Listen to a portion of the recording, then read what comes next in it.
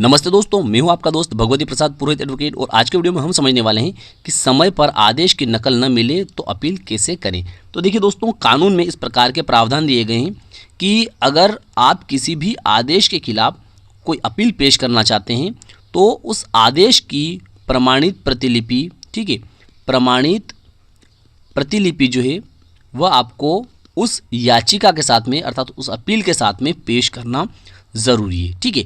लेकिन अगर आपको वह आदेश की प्रमाणित प्रतिलिपि जो है वह समय पर प्राप्त नहीं हो सकती है और अगर आप अपील पेश नहीं करते हैं तो आपके साथ में बड़ा अन्याय हो जाएगा। तो ऐसी स्थिति में आप बिना उस आदेश की प्रमाणित प्रतिलिपि के भी वरिष्ठ न्यायालय में अपील पेश कर सकते हैं। तो ये सब कुछ जानकारी आज के वीडियो में हम समझने वाले हैं।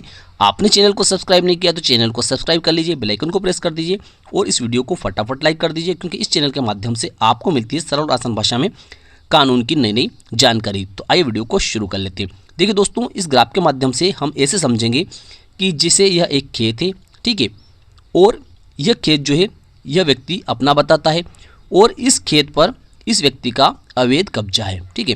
तो जिसे मान लेते हैं कि यह व्यक्ति जो है यह तहसीलदार के समक्ष मध्य प्रदेश भू राजस्व संहिता की धारा 250 के तहत आवेदन पेश करता है इस व्यक्ति के खिलाफ और कहता है कि यह व्यक्ति जो है इस खेत का मालिक है और इस खेत पर इस व्यक्ति का जो है अवैध कब्जा है। अब क्या होता है कि इस व्यक्ति का आवेदन जो है वह तहसीलदार के द्वारा तहसीलदार के द्वारा मंजूर कर लिया जाता है और इस व्यक्ति के खिलाफ आदेश पारित कर दिया जाता है। अब क्या होता है कि यह व्यक्ति जो है, कौन व्यक्ति जिसके खिलाफ आदेश पारित हुआ है, यह व्यक्ति जो है उस आदेश को चुनौती देना चाहता है। क्या करना चाहता है? उस आदेश को चुनौती देना चाहता है और वरिष्ठ न्यायालय में अपील पेश करना चाहता है। तो उस आदेश की अपील कहाँ होगी? एसडीओ के यहाँ पर होगी। कहाँ पर होगी? एसडीओ के समक्ष अपील होगी और वह होगी मध्य प्रदेश भू राजस्व संहिता की धारा 44 के तहत। लेकिन क्या होता है कि यह व्यक्ति जो है यह आदेश की प्रमाणित प्रतिलिपि प्राप्त करने के लिए कहाँ पर? राजस्व शाखा में नकल के लिए आवेदन लगा देता है। लेकिन वहाँ पर क्या होता है कि इसको समय सीमा में अर्थात इसको उस नकल की जल्दी से जल्दी आवश्यकता है। क्यों आवश्यकता है?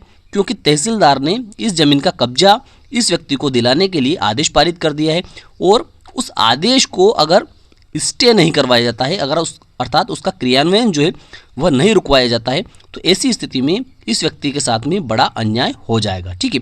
तो इसलिए यह व्यक्ति जो है उस आदेश के खिलाफ अपील करते हुए उस अपील में जल्दी से जल्दी स्टे लेना चाहता है, लेकिन उसको नकल प्राप्त नहीं हो पा रही है। तो ऐसी स्थिति में यह व्यक्ति जो है उस आदेश की नकल प्राप्त किए बिना भी अर्थात अगर इस व्यक्ति को नकल प्राप्ति में देरी हो रही है तो उस नकल के बिना भी यह अपील पेश कर सकता है।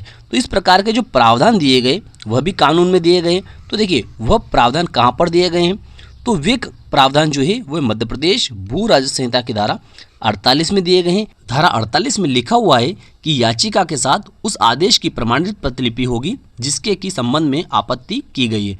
अपील, पुनर्विलोकन या पुनरीक्षण के लिए प्रत्येक याचिका के साथ उस आदेश की जिसके की संबंध में आपत्ति की गई है प्रमाणित प्रतिलिपि होगी जब तक कि ऐसी प्रतिलिपि के पेश किए जाने से अभिमुक्ति न दे दी गई हो, ठीक है। तो देखिए यहाँ पर यह स्पष्ट है कि धारा 48 में यह प्रावधान दिए गए हैं कि अगर यह व्यक्ति जो है यह उस आदेश के खिलाफ अपील पेश करना चाहता है तो इसको उसके प्रमाणित प्रतिलिपि प्राप्त करनी होगी। लेकिन अगर इसको वहाँ से प्रमाणित प्रतिलिपि प्राप्त नहीं हो पा रही है जहाँ पर इसने आवेदन लगाया है, तो ऐसी स्थिति में यह अभिमुक्ति प्राप्त कर सकता है, ठीक है। तो अभिमुक्ति प्राप्त करने के लिए इसको क्या करना पड़ेगा कि उस अपील के साथ में इसको एक आवेदन जो है एसडीओ के समक्ष लगाना होगा। कौन सी धारा के तहत? धारा 48 के तहत कि इसने आवेदन कर दिया है। किस लिए? नकल प्राप्ति के लिए इसने आवेदन कर दिया है, लेकिन उसकी जो है प्रमाणित प्रतिलिपि जो है नकल जो है वह इसको प्राप्त नहीं हो पाई है। और अगर यह व्यक्ति जो है ये अपील पेश नहीं करता है और अपील में अगर इसके पक्ष में स्टे नहीं होता है तो इस जमीन का जो है कब्जा इस व्यक्ति को दिला दिया जाएगा और इस व्यक्ति के साथ में घोर अन्याय हो जाएगा। तो इस प्रकार का आवेदन जो है यह धारा 48 के तहत एसडीओ के समक्ष पेश कर सकता है।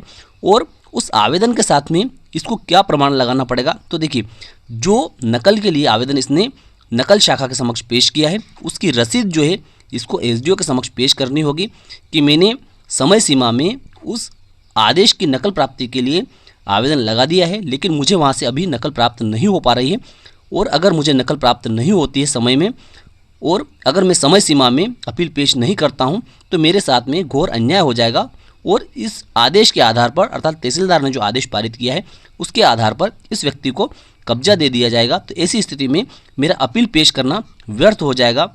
इसलिए प्रमाणित प्रतिलिपि जो है वह पेश करने की अभिमुक्ति मुझे प्रदान की जाए, अर्थात मुझे छूट प्रदान की जाए कि मैं बिना आदेश की प्रमाणित प्रतिलिपि के भी यह अपील पेश कर सकूं। तो ऐसी स्थिति में एसडीओ के द्वारा धारा 48 का आवेदन जो है वह स्वीकार किया जा सकता है, और यह व्यक्ति जो है यह बिना आदेश की प्रमाणित प्रतिलिपि के भी एसडीओ के समक्ष अपील पेश कर सकता है, और उसमें स्टे के लिए धारा 52 का आवेदन भी पेश कर सकता है।